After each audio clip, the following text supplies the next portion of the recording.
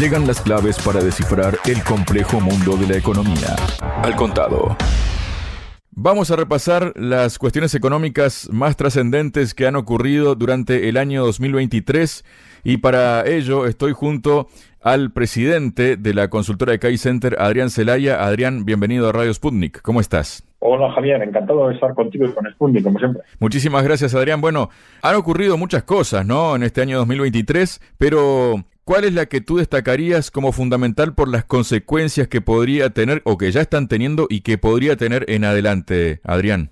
Sí, bueno, depende del punto de partida, ¿no? Cosas que en el ámbito económico hayan ocurrido desde el punto de vista del mundo o de un ámbito regional concreto, etcétera. En el año 2022, nosotros hablamos, podría considerarse también un tema del 2023, ¿no? De la importancia que como consecuencia del choque geopolítico el mundo ha tendido a fraccionarse, a convertirse en un mundo bipolar en el que Occidente empieza a organizarse por su lado y los países emergentes y en desarrollo por el otro lado. Pero esto podríamos considerar un fenómeno del 22 o del 23, ¿no? Pero durante el 2023, nosotros, estando en Europa, esto puede ser una razón de que hayamos hecho ese análisis, pero hemos destacado sobre todo la impresión del inicio del proceso de desindustrialización de Europa, que era algo impensable hace un par de años, pero que a raíz de medidas que fuimos tomando en el año 2022 y que hemos continuado tomando durante el 2023, pues es ya una constatación que se ha empezado a notar en los datos macroeconómicos, pues clarísimamente de la evolución del conjunto de Europa, especialmente de la eurozona, o sea, de la parte de la Unión Europea dentro del sistema del euro, de la Unión Monetaria, y especialmente, claro, en Alemania, ¿no? Vamos a ver, este concepto de desindustrialización de Europa, que suena evidentemente muy fuerte y que, como he dicho, era impensable hace un par de años, tiene sus orígenes en los movimientos que se empiezan a adoptar a partir del estallido geopolítico en Ucrania de 2022. En ese momento, los países occidentales y Europa en concreto empiezan a adoptar decisiones, en teoría, con el objetivo de hacer daño a Rusia, pero en la práctica vemos cómo hacen muy poco daño a Rusia, hacen un daño tremendo a Europa y suponen un beneficio importante para Estados Unidos. Bien, ese tipo de medidas son sorprendentes, desde luego, pero nosotros vamos a decir que todos los gobiernos tienen derecho a equivocarse de vez en cuando. Pero lo sorprendente es que cuando se comprueba que esas medidas han sido un error, no se rectifican. Y no solo no se rectifican, sino que se adoptan nuevas medidas que tienen un efecto similar. Apenas hacen daño a Rusia, suponen un beneficio importante para Estados Unidos y hacen un daño enorme a la propia Europa que está tomando las decisiones y a los gobiernos europeos que están tomando. Bueno, entonces esto es algo que va resultando a partir de primavera del año 2022, cada vez más sorprendente a medida que se van viendo los resultados a final del año 2022 y luego vamos comprobando en el 2023 cómo esto, señores, ¿qué es lo que está sucediendo? Porque con estas medidas estamos cuestionando el futuro de la economía europea y de la industria europea en particular. Centrando un poco más el tiro, podemos apuntar a la industria alemana, ¿no? Una industria alemana con una dependencia directísima de la energía barata de Rusia, ¿no? Y sobre todo teniendo en cuenta que cerca de un tercio de la industria alemana es industria intensiva en energía y que esta industria intensiva en energía pues tiene entre un 10, un 20, incluso hasta un 30% de costes de transformación relacionados con los precios de la energía. Bueno, pues esta industria, como consecuencia de las medidas que se han adoptado de cortar con la energía barata rusa, queda fuera del mercado. Medidas que se han adoptado de forma directa o indirecta a través, por ejemplo, de la voladura de los gasoductos Nord Stream 2, que todo el mundo sabe quién lo ha hecho, ¿no? Y que todo el mundo calla, ¿no? Todos los gobiernos europeos. Bueno, este es un elemento clave, como consecuencia del cual se dijo, señores, como en función de estas decisiones, con la lógica política que sea, pero ese tercio de la industria alemana va a quedar fuera del mercado y va a competir a partir de ahora a nivel internacional con una industria china que va a tener acceso a esa energía barata que Europa pierde y con una industria norteamericana en un país que es productor de energía. Bueno, pues las consecuencias de esto hemos estado viendo a lo largo del 2023 y ese tercio de la industria alemana intensiva en energía ha empezado a perder fuerza, a perder capacidad de venta por distintas vías, porque sus ventas directas han ido cayendo, porque se han producido procesos de desindustrialización, porque inversiones que se pensaban hacer han dejado de hacerse o se han hecho fuera de Europa, pero al final ha habido caídas del 20 hasta del 30% en estos sectores intensivos en energía, y caídas que en principio continúan. Vamos a ver hasta dónde llega. Bueno, pero esto es una de las bases que han llevado a este concepto de desindustrialización de Europa. Otra base ha sido la ruptura de las relaciones con China. ¿Por qué? Porque después de un proceso de 6 meses, a partir de ese estallido geopolítico en Ucrania, en el que la OTAN y Estados Unidos intentaron convencer a China de romper su alineamiento con Rusia, viendo que esto era imposible, pues empezaron a adoptar políticas, digamos, más agresivas, vamos a decir, quizás de palo y zanahoria, o de directamente empezar a cuestionar las relaciones económicas con China, desde Estados Unidos y sobre todo desde la Unión Europea, dando órdenes a la Unión Europea, a los gobiernos de la Unión Europea, para que pusieran estas políticas en marcha. Algo que era evidentemente desastroso para la economía europea, para la economía alemana, otra vez en particular. Otro de los pilares del desarrollo económico de Europa de las últimas décadas, y así todo, pues hemos empezado a adoptar ese tipo de medidas, un día con un pretexto, otra con otra, para dificultando las relaciones económicas con China. Y aquí tenemos otro pilar de este concepto que nos ha llevado a que durante el 2023 estamos hablando de un avance sustancial en el proceso de desindustrialización de Europa. Un tercer argumento, también geopolítico, en principio de tipo conceptual, son los documentos que aparecieron elaborados por think tanks estadounidenses, creo que era la Rand Corporation, en los que se especulaba con el hecho de que el contexto geopolítico creado pues podía ser un momento clave precisamente para desindustrializar Europa, y la realidad de que ese mundo bipolar con el que se está encontrando Occidente, como consecuencia de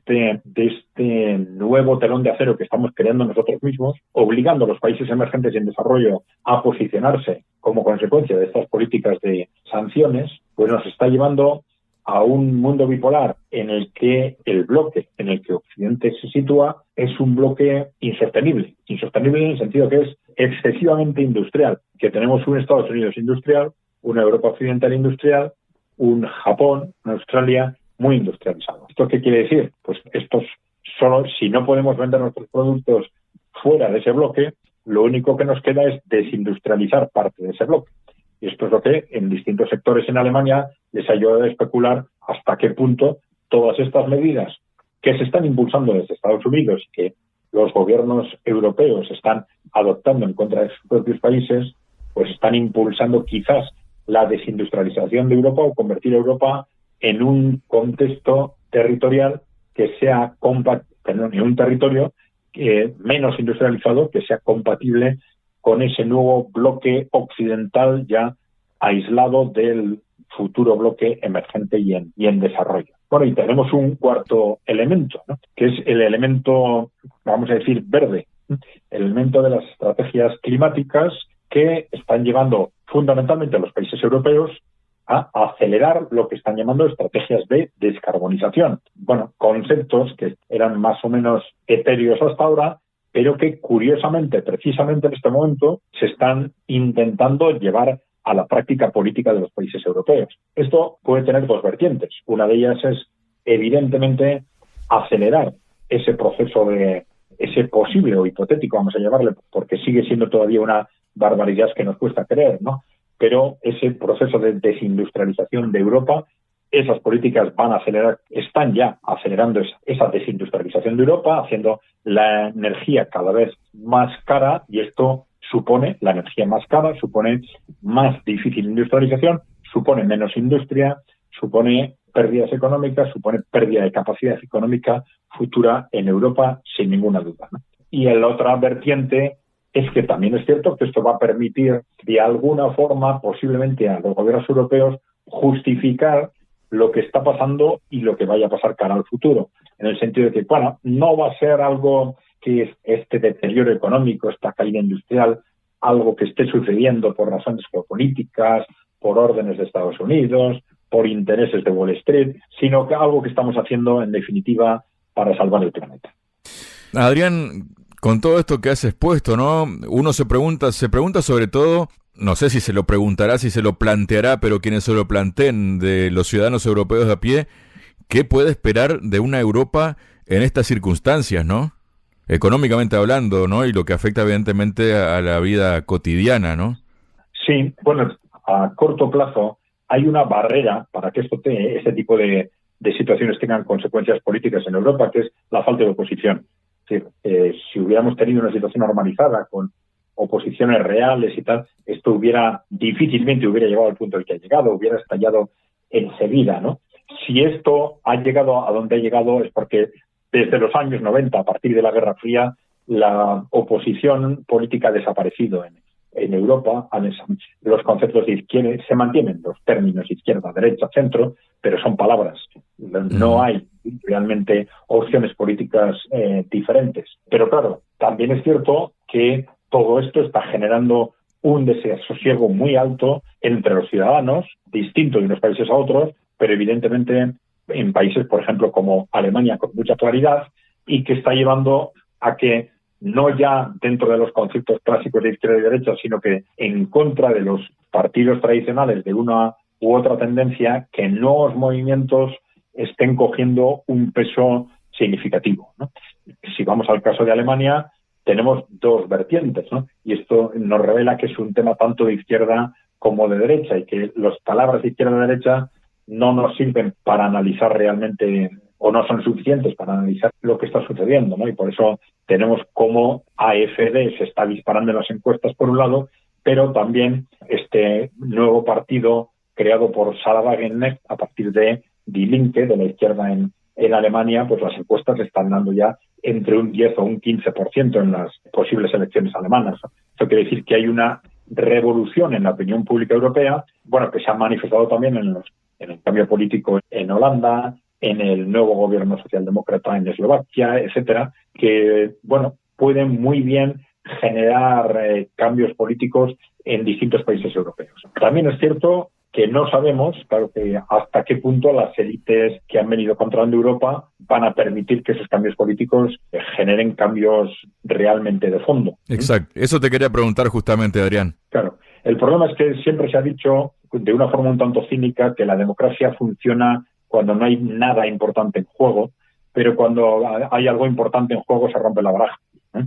Y bueno, de hecho, esto es un poco también lo que nos demuestra la experiencia histórica, ¿no? Europa era muy democrática después de la Segunda Guerra Mundial, pero claro, en el momento en que empiezan a aparecer riesgos como del Partido Comunista en Italia o el del Partido Socialista en Chile, pues se adoptan otro tipo de medidas para asegurar que las cosas no salen de donde tienen que salir. Ese es un poco el riesgo al que también Europa en este momento se enfrenta, en una situación límite, como ya con un modelo económico que no acaba de funcionar, con unas estrategias impulsadas por las propias élites europeas que nos están introduciendo en un proceso radical de desindustrialización, con una opinión pública crecientemente desafecta. Bueno, esto puede generar un estallido político que lleve por sí mismo a cambios políticos sustanciales, pero también a reacciones radicales por parte de las élites corporativas, ¿no?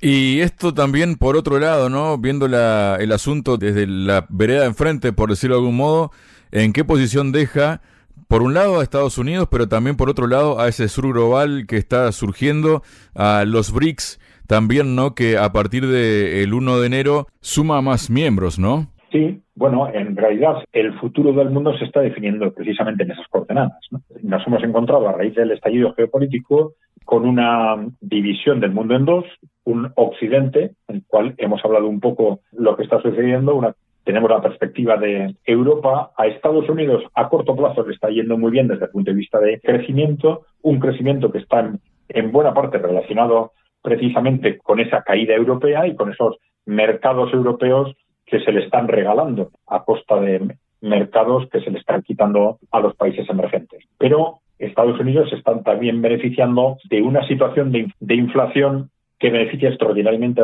a sus empresas porque los trabajadores pierden retribución y las empresas están ganando muchísimo dinero gracias a esa inflación. Esto sucede también en Europa. Las empresas se quejan mucho de los tipos de interés, pero ya hemos comentado en otras ocasiones que esto no responde a la realidad. Los tipos de interés reales, teniendo en cuenta la inflación, han sido negativos durante estos años y apenas ahora han empezado a ser positivos. Las políticas de los bancos centrales en absoluto han sido agresivas, a pesar de lo que se ha dicho, porque los tipos se han incrementado hasta primavera de este año por debajo de la inflación, con lo cual la situación desde la perspectiva empresarial por parte de los tipos de interés no ha sido en absoluto negativa y no es extraño. Algunos dicen, es raro que a pesar de las subidas de los tipos de interés la economía vaya bien. No, gracias a políticas de interés que han seguido siendo políticas monetarias que han seguido siendo expansivas, ¿no? Bueno, todo es un contexto en el que la economía de Estados Unidos está teniendo un crecimiento muy fuerte, al contrario de la europea, pero un crecimiento que no está solucionando los problemas estructurales de Estados Unidos, problemas que aparecen en el ámbito del déficit y en el ámbito de un modelo económico que no sabe crecer sin deuda. Claro, vamos a ver qué es lo que pasa este año con ese crecimiento tan alto del 5%, qué correspondencia tiene en el conjunto de la deuda y en qué medida, pues bueno, hay un posible cambio en el horizonte de Estados Unidos, pero no es esto lo que están esperando los analistas. Desde el punto de vista de los BRICS, están teniendo una evolución en general positiva. Rusia ha sorteado perfectamente los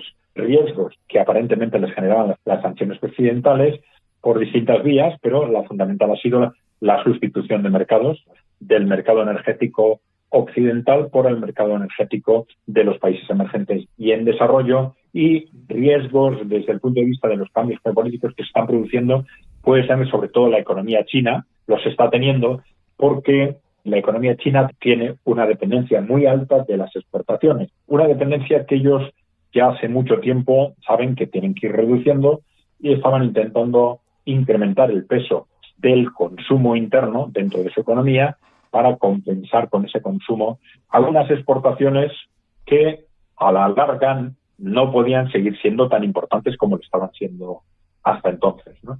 ¿Qué está ocurriendo? Que este choque geopolítico lo que está de alguna forma acelerando ese proceso de pérdida de peso estructural de las exportaciones que lógicamente está impactando y va a seguir impactando a China dependiendo de hasta dónde lleven sus medidas Occidente, sus medidas de corte con esa economía china, sabiendo que son medidas que perjudican también a sus propias economías, pero que quizás, como en el caso de Rusia, pues estén dispuestos a tomarlas simplemente por el hecho de hacer daño a China, ¿no?